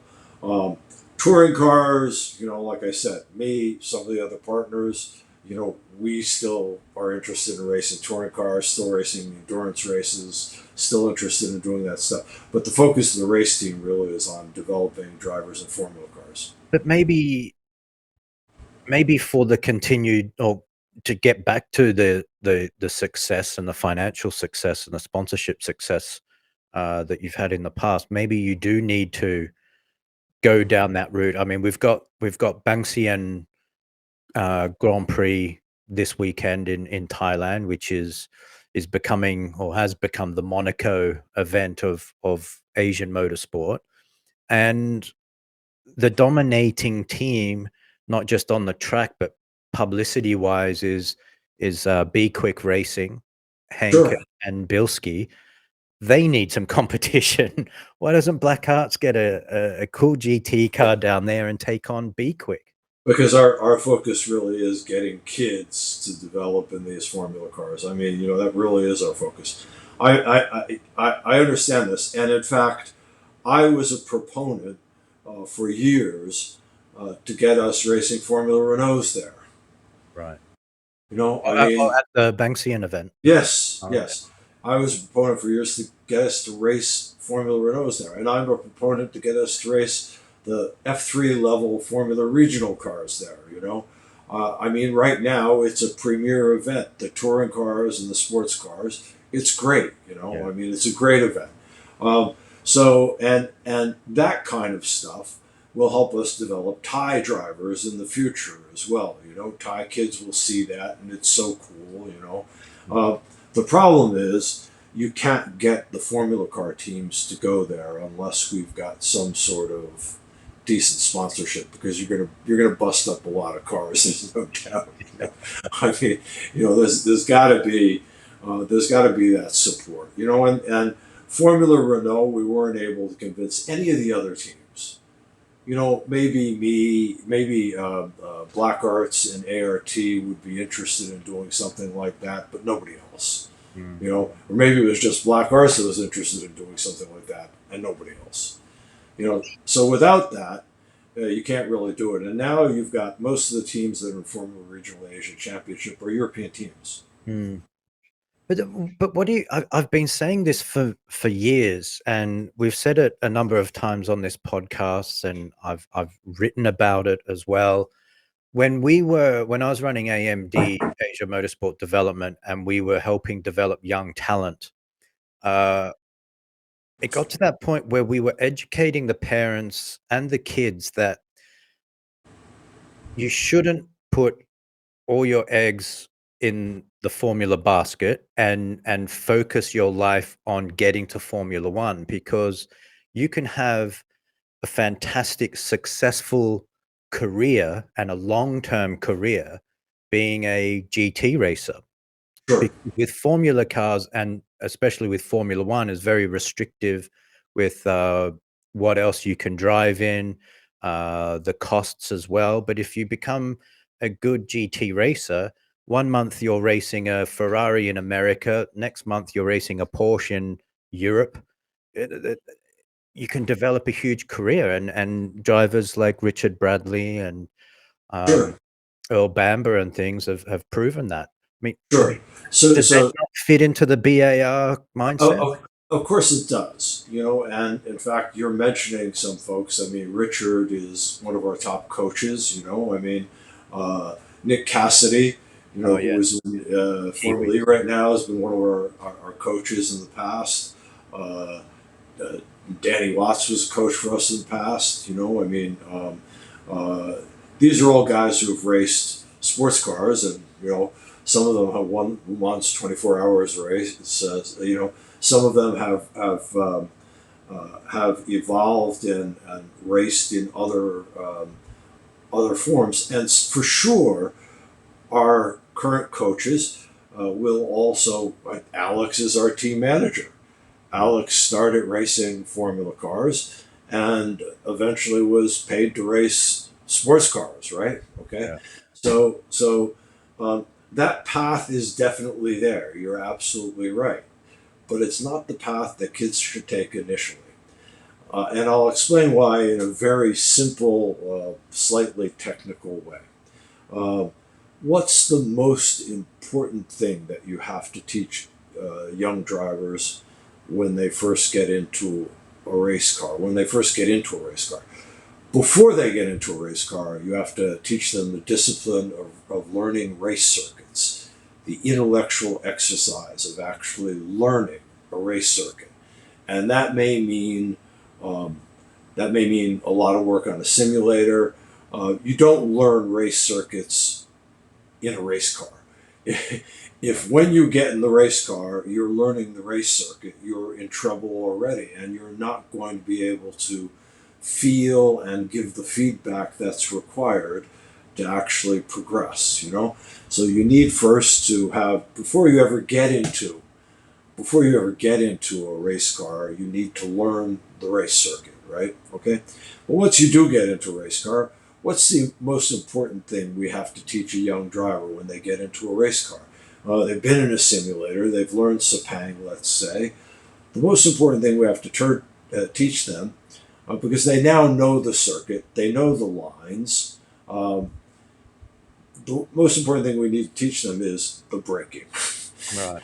It's the braking. It's the brake pressure, where you brake, how much you get off the brake, where you get off the brake, how much speed you carry at the apex, when you're totally off the brake, when you're not totally off the brake. This is the most important thing you learn when you're first in a race car. And if you're in a Formula Ford, it's the same thing. You don't have any downforce, but you're going to learn, how much brake pressure is required, how much is too much, how much you can hold, how long you have to actually trail brake, I mean, stuff like that is the most critical stuff you can learn. Now, you can't really learn that in a simulator. Yeah. You can't really learn it in a simulator. You have to feel these things in a real race car. And the Formula car is the best vehicle for learning that kind of skill. And that skill is absolutely 100% transferable to a GT car, right? Or an LMP car, right? Sports car, right? It's not going to be exactly the same braking point. It's not going to be exactly the same amount of release of brake pressure, or uh, the the amount of trail braking is not going to be the same. But the feeling and the need to develop that sense of controlling that braking is absolutely the same for all of those cars. Okay. Now, where it becomes different is probably in front wheel drive touring cars. It becomes a lot different, and drivers who, believe me, I've been on race circuits with them. Drivers who are top touring car drivers, especially front wheel drive touring car drivers, they're a completely different species. They have a level of patience and skill that is really, and that is not transferable really to a Formula car or to a GT car. I mean, I've got photos I could show you of me in a touring car with the rear wheels off the ground, because I'm braking too hard or holding the braking too long or whatever. I mean, so that's a situation, and that's a situation you don't want to have. So, but the reason the Formula car is the first place kids should start is because of that, and also because um, from a Formula Ford to a F4 car to a Formula Renault to a Formula Regional car to a Formula 3 International FIA Formula 3 International FIA F2 car. It's not just the power that scales up progressively. It's also the downforce that Mhm. scales up progressively, and that progressive scaling of the downforce changes the parameters for that braking, but the feel, the skill required, the strength required to generate the proper braking, and then the feel required to release it. That's the same exercise, right? And that will also transfer, as it did for Richard, as it did for Danny Watts, as it did for Cassidy, as it did for all of these guys. I mean, Yeah. Daniel Ricciardo. I mean, all of these guys who raced F4 and raced Formula Renault and raced F3. Um, that skill will transfer uh, into GT cars. It'll transfer into LMP cars. I mean, that's why Alex. I mean, Alex was so good. Look at an Audi GT3 car. Um, it's got everything. You know, it's got traction control. It's got anti-lock brakes. I mean, I haven't driven one, but 50 probably buttons on the steering wheel. yeah, yeah. It has all this stuff. I mean, it probably has air conditioning. I drove a GT race car in China GT that had air conditioning. I mean, Sheesh. yeah, it's got traction control. It's Wow. got anti-lock brakes. I mean, you got all that stuff, but if you haven't developed the ability to brake properly and to trail brake and to release brake pressure, if you haven't, where you get on the throttle in a GT car versus where you get on the throttle in a Formula car may be completely different. Certainly in an LMP car, it's completely different. How early you can get on the throttle, how heavy you can get on the throttle, that'll be different. But the braking is a skill that you learn in the Formula car from the low levels all the way on up. And that can't be replicated really in a touring car. Certainly, touring cars are cheaper. Yeah. I mean, that's why I raced the Sepang 1,000 kilometer race, in a Suzuki Swift. I mean, why would I want to do that when you know, I've got Formula cars and I've got like a 300 horsepower Caterham. Yeah. Why would I want to race a Suzuki Swift? Well, because it's affordable. Because I won't go bankrupt racing it. I mean, Yeah. so yeah, there's a place for touring cars, but kids, I would say, for sure, you're absolutely right. You tell the kids there are, and we do. We're very honest. We say F1 is not the only thing a driver should be looking to develop. I mean, you've got a potential career in sports cars. You got a potential career in touring cars, even though I could tell you that uh, racing touring cars. One of the things you learn, some of the the greatest touring car championship champions. Um, Rob Huff, one of the Oh. greatest touring car drivers, right? These guys might have started out in Formula cars, but nowadays they won't be getting into a Formula car anymore. I mean, they're Yeah. big. They're probably too big. At that point. Pepe Oriola. I mean, he's Yeah. as tall as I am, and he probably weighs more than I do. He's got real muscle, big shoulders and stuff. I mean, ultimately, when you grow fast, you may end up being in touring cars only, or in sports cars only. But guys, I'll give you an example. Joey Alders, the guy who won the 2020 F3 Asia Championship for us, Dutch kid, right? Yeah. Beat Mick Doohan's son, beat Jack Doohan in the championship. I mean, it was very close. Jack Doohan is in FIA F2. Hmm. Joey is riding his bike and doing e-racing. Joey has done some racing for LMP3 teams, right? But it's hard. Hmm. Why? Because he's already a top level driver, so he's a gold Yeah. driver at Oh, least, right. and the F3 teams want gentleman drivers to pay for the car, They want a fast bronze driver who's got money, Yeah. and who is good in the car. So LMP3 is really the domain of mostly gentlemen drivers. Super Trofeo, um, uh, Ferrari, Challenge. Ferrari Challenge. Those are the domains of gentlemen drivers. I mean, those are drivers who can pay. Even LMP3, expectation is you get a top driver like a Joey, or you know, uh, you know, there are some other top drivers who are racing with some of the top teams, and then you get a couple of gentleman drivers who can afford to pay for it. It's the beauty of endurance racing. Old guys can still race, in endurance races. Yeah. Um, but it's not really until you get to LMP2. Right. It's not really where these kids should be focusing, where they're going to go. And they should be looking at that when they're in their mid 20s, probably. I mean, they should try Formula Car racing as long as they can because of the skills that they're going to learn, in doing that. That's why we're focused on Formula Car racing. I don't think you get that. I know Kenneth FRD tried to run the LMP3 championship.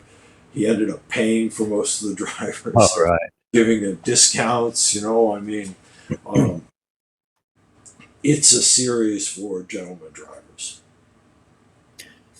The well, it's kind of you and Be Quick, BAR and Be Quick are polar opposites because Be Quick are focusing on GT. I've talked to them about single seater racing, but their game plan, their business model is GT racing, supercars, touring cars, developing talent through that route, and BAR not touching supercars, touring cars, staying on the formula route. It's You quite. tell Daniel and Hank, uh, Uh, they should come talk to me, man.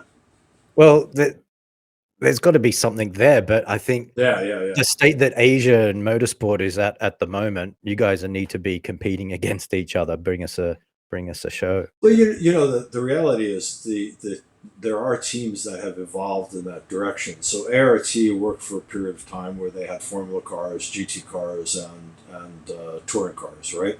Yeah. Um, absolute, absolute sweet spot really was GT cars. I mean they're running major programs internationally for GT cars. So, but they race Formula cars at the same time. The problem is no one has been successful doing both. Both right. No one has been successful doing both. I mean, um, if you say Ferrari, yeah, Ferrari has Ferrari Driver Academy, and they work with Prema in terms of Formula cars, and they have AF Corsa, running their GT cars, and a lot of good, strong customer teams racing Ferraris. I mean, but it's not one team that's actually been successful doing GT cars, touring cars, and Formula cars, and there's a reason for that. I mean, it takes us really, you would not believe how much money we have to spend on not just maintaining the cars, but on getting coaching and engineering that really is top notch, focused on those Formula cars. Mm. Training, and Alex has done this in several iterations, and Peter Thompson has had to do this as well. Training touring car mechanics to take care of Formula cars takes a while, Right. even if they're relatively simple Formula cars. Okay. Even if they're look, I race touring cars. I own and race a sports car. I mean, there's a lot more stuff. It's a lot simpler to find solutions um, on a touring car or on a sports car. Is it more complex? In some ways, it is more complex, right? Um, but because of that, you can probably find competitive advantages easier in touring cars and easier in sports cars if you're focused and professional. Right. Formula cars, if you start with F4, there's a set universe of things that can be changed, and to get everything right, you start actually having to have real discipline where your drivers have to be able to tell you things, Mm. where the engineer and the driver has to work so closely, and you have to find really fine margins to get a competitive advantage, even in F4, even in F4. F3 Asia. We won the F3 Asia Championship. Jack Doohan, Joey. You had the Russian uh, Mazepan. As a pen, yeah. You had Ye Fei. You had drivers who are now who are in F2 and who are in IndyCar winning races. Rinus VK, right? You had these drivers competing against Joey and Jack Doohan, but Joey and Jack Doohan were the class of the field. We brought in Michael Belov Mm. for the very last race to secure the team championship. And he really helped us. But Joey and Jack were the class of the field the whole season. And I could tell you definitively, John O'Hara, Pinnacle, they're a great race team. We're a great race team, right? Okay. It came down to tire pressures, camber, and Right. casting. That's what decided the championship. Wow. Small differences in tire pressures, caster, and camber are what decided that championship. Joey and Jack Doohan are, they're at the same level, or were at that time at the same level in terms of competitiveness and their skills and their aggressiveness. And, both had advantages and disadvantages, but, you would put your money on either of those guys on any given day. Right. But I think, ultimately it came down to we had experience, we had tested a lot. We got the camber tire pressure settings correct. And they didn't, and that's what made the difference in the drivers' championship. That's what made the difference in the team. Well, we brought in an extra gun for the final races for the team championship, but we had a good Japanese driver, we had a female driver. I mean, we had 4 cars. And I believe that was sort of that was the high point of that series, because we were racing in the UAE, we were racing in Japan, we were racing in Sepang, we were racing in Thailand. That was a real Asian championship. Now, you could ask me, and you probably should ask me, why Joey's not in F2, why Jack Doohan is F2. And Jack Doohan belongs in F2. Jack Doohan may, in the next 2 years, belong in F1. Yeah. Uh, uh, Joey wasn't able to marshal his parents were paying for him completely. He wasn't Mm. able to come up with the money to pay for the next level racing. That's basically it, and that tells you something. I think Asian drivers coming out of Asian championships now, they don't necessarily have the support Yeah. unless they already have that support. So Joe Guan Yu and obviously had the support of Alpine. He had that support to begin with. I think he had the support early on. He was racing for top teams.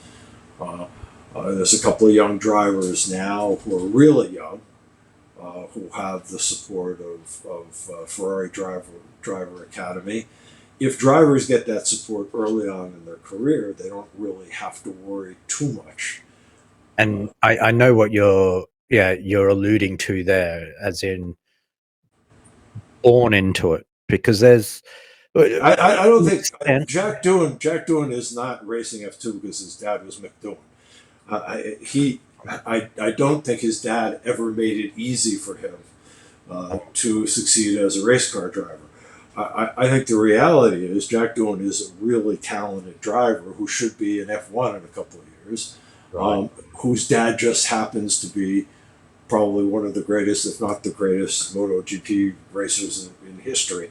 But I don't think, I think Australians generally do not have, like an easy path in any regards at all, right? I think, they have a work ethic that means that in racing, so Jack Doohan is not there because of his dad. It Jack must Doohan, have helped. It must have helped to some extent in terms of connecting his with dad could sponsors. get exactly. His dad maybe helped him get sponsors. His dad has a name that helps him get sponsors. Joey's dad doesn't help him get sponsors necessarily. Yeah, that's the case. My point is about driver academies, about the race teams, the big race teams, about Ferrari, about McLaren, about Mercedes, about Red Bull, right? About Alpine, right? Um, they're really not focused on drivers in Asia because our race series have not really gotten to that point. So, Rinus VeeKay, who has won IndyCar races and who is a big star in the United States right now, right? Okay. Okay. Rinus VeeKay, was he at the same time, at the same level as Jack Doohan and Joey, in the Formula 3 Asian Championships? He won the winner series. Was he at the same level? Just about, just about. Now he made a decision even before he came and raced the Formula 3 Asian Championship. He made a decision before that he was going to go to the United States to race. Okay, he had tested in Indy Lights. Uh, it's a lot easier to survive in racing in the United States. There's a wealth of sponsorship in the United States. Even IMSA, even in the lower levels of sports car racing in the United States, there's a lot of sponsorship. You Yeah. know, so it's easier to survive in the United States. You win money in the United States. I mean, you don't win a lot of money, but you win money. But I mean, the pool of sponsorship in the United States is much greater than it is in Asia. That's something we have to fix. But this has to start with the FIA, right? Mm. Has to start with the FIA.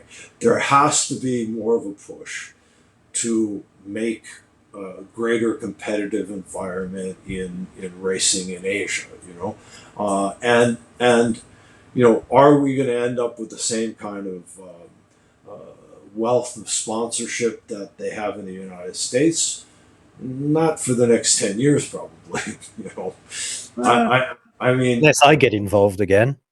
yeah, I mean, or some of the big heavy hitters, um, who are Asian, whether they're Chinese sponsors or Malaysian sponsors or Thai sponsors. I mean, Yeah. they're there, they exist. They could do that, or Vietnam sponsors eventually.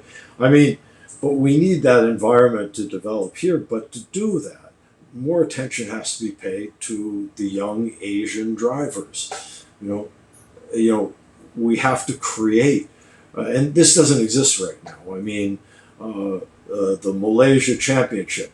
Yeah, there's lots of good racing that goes on. You know, you know, But it's not uh, there's no clear stepping stone. it's There's not no a clear stepping stone, path. and there's not the level of international competition that needs to be there. Yeah. For it to be really a stepping stone. Formula car racing. Uh, to his great credit, Peter had that. We had some good international drivers who are now in Euro Formula Open or Formula Regional European Championship. He had some good international drivers. who came over. He really took it on the chin to get those drivers. Oh. You know, he took a lot of financial risk to get those drivers. You know, I mean, maybe the model that he had didn't really work for him.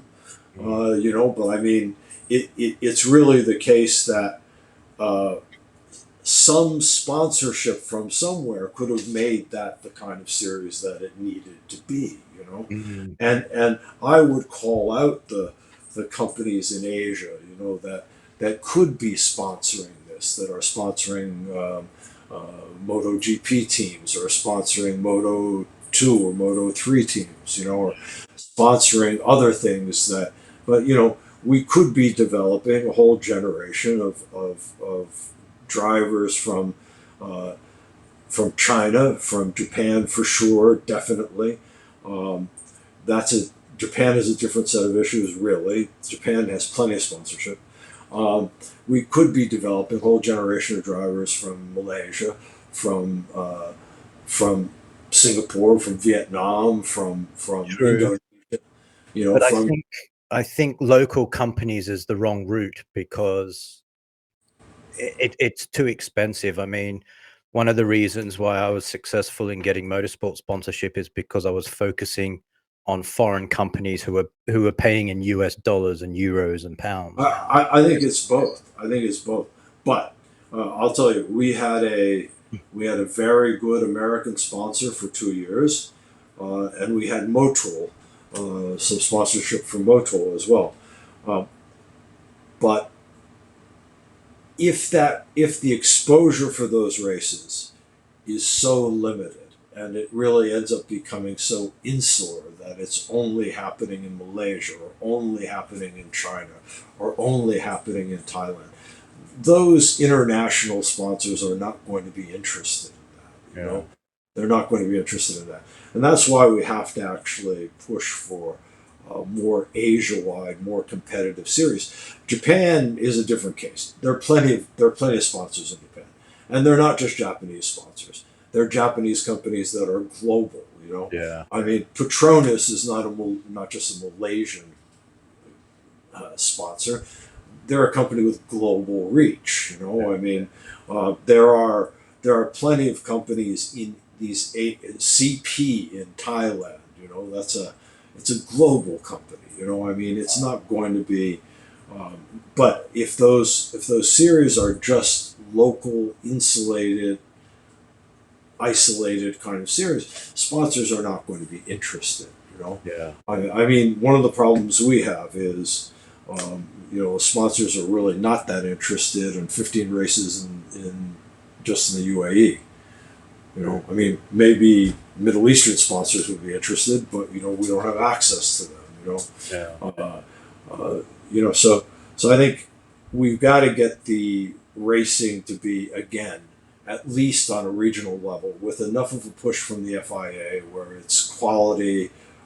You know, I mean, I'm proud of the fact that Formula Renault, Formula Regional Asian Championship, even some of the touring car races that I've raced in, that you know our race director is now the F1 race director. I mean, you know, I mean, um, this is that was a time when we had a level of quality in racing in Asia, you know, that had an upward trajectory. But past 2 years, because of COVID, because some of the policies, that's not the case. And I think some countries have actually, China or Japan, they've actually gone backwards during this period of time in terms of the competitive environment in their racing series, right? Right. So we need to get back, and the FIA needs to put a push on making these real regional championships with real high level of competition.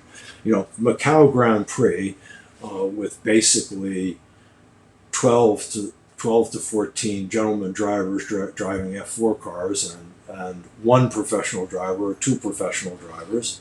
Mhm. That's a joke. It's an It's insult. against what the Macau Grand Prix is all about. Yeah.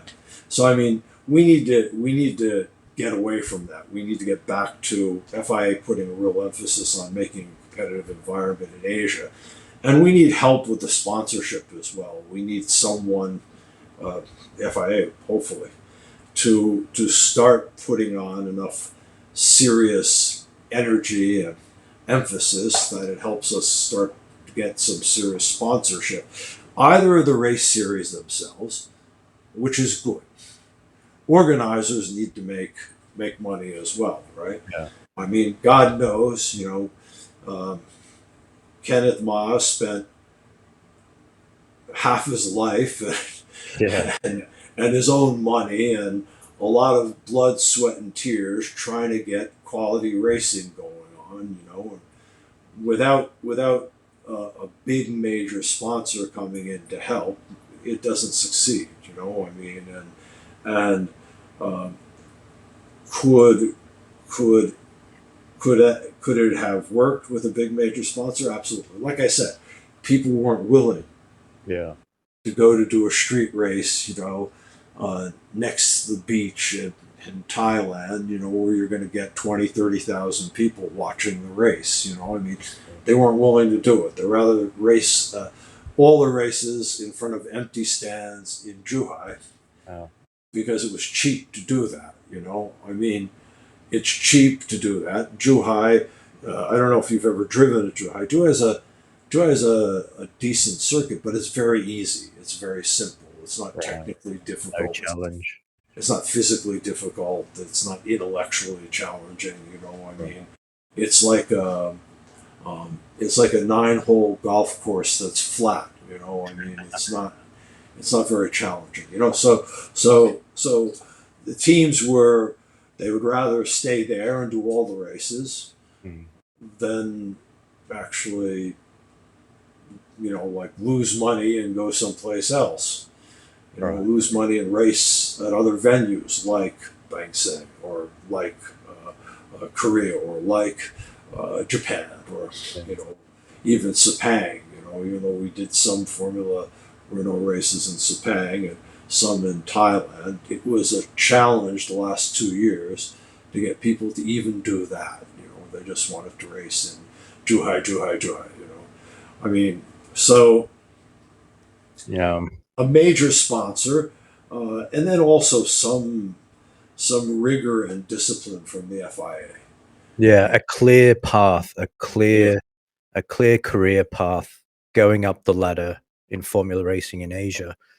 Just before we sign off, I had an idea pop into my head about your driver academy, the BlackArts Racing Driver Academy. Uh, Considering there's no real uh, ladder to development throughout Asia at the moment, are you guys doing some kind of a partnership, or is there some connection to Formula Racing in Europe for your well, academy? we have tried to develop alliances with a couple of the Formula Racing teams in Europe. Um, I think because of COVID, it has become more difficult. Certainly, we have looked at the idea of starting our own race team in Europe as well, right? Okay, but again, the past 3 years, we really don't make any money at all. And without a big sponsor and without any real major positive revenue, we really can't afford to do that. I think ultimately we would like to have an alliance with a Formula team racing in Formula Regional European Championship or F4 or GB3. We'd like to have an alliance with a team out there to get European drivers coming here and to get Asian drivers going there. Uh, we've had success. We kind of have informal channels where some of our race engineers or some of our coaches have relationship with European teams and have brought drivers to those European teams. Um, we need the opposite to happen now too, with some of those drivers coming to our team. Um, so we do actually have a couple of our Formula Renault and F3 drivers racing for European teams now. Okay, good European teams. Um, Some of that has depended on whether they can come up with the money to do that. Um, some of them are an FIA F3, which is really very expensive compared to Formula Regional Asia, and some of them are an F2, right, which is really expensive compared to Formula Regional Asia. For us right now, our focus for the next year is definitely going to be getting a testing program going in Sepang, uh, getting young drivers and also gentlemen drivers coming through that, because we've got a very good infrastructure in Sepang with Alex's whole training setup there, Alex Young's training setup there. And also on the e-racing part, bringing drivers from e-racing into Formula cars. That's going to be a focus for the next year. I don't see us trying to set up our own team. We have looked at the idea of racing F4 in Europe. Pinnacle is racing Spanish F4. Okay. We have looked at the idea of racing UAE F4. We have talked to some European teams about doing a joint effort where we'll have the F3 cars and they'll have the F4 cars. I could see that we might continue to try to get that sort of an arrangement done. Um, Ultimately, we want to have something in Europe or something in the United States, but I think it's going to take us a couple more years of actually having normal revenue Yeah. before we can look at doing that. Right now, our focus is going to be um, getting the driver academy, the training started up and working effectively in Sepang. We've got the Formula Renaults and the F3 cars in Sepang right now. Uh, Getting that started up, getting some revenue from that, getting the training of drivers and the identification of some drivers through that process, and then hoping that at least by 2024, the Formula Regional Asia Championship is actually in Asia. Yeah. That there is an F4 series in Asia as well that we can participate in. Because for us, doing one race series during the course of the year is a killer. Yeah. 2 months of racing, and then we got to keep a team alive for the rest of the year.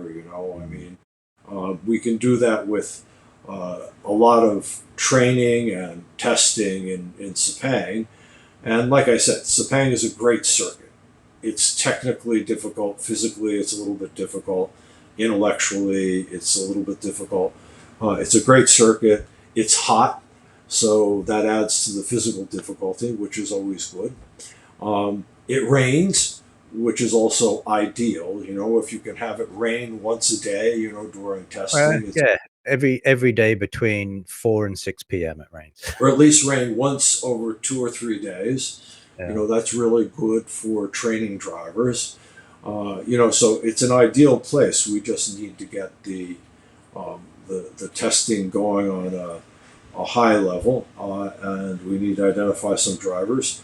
And then we need to hope that we can get a race series that's really an Asian race series, And I think Top Speed will try to do that for maybe 2024.